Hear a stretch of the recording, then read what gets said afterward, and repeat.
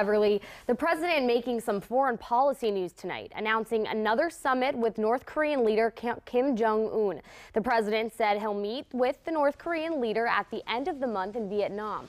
Other issues the president touched on, including a new call for added border security, including the border wall that he's in a fight with Congress over funding. He stopped short of declaring a national emergency to build the wall. President Trump also talked about the economy, including the more than 5 million jobs created since he took office a little more than 2 years ago. He also warned that investigations could derail the economic growth. The president also talking about abortion and specifically mentioned Governor Northam's comments about late-term abortions.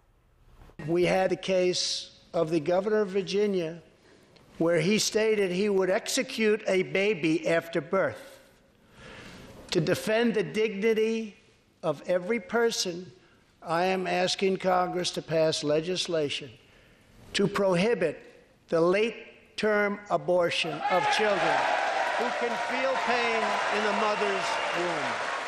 The president also had the father of a USS Cole bombing victim in the audience, Tom Wimberly, whose son Craig died in the attack.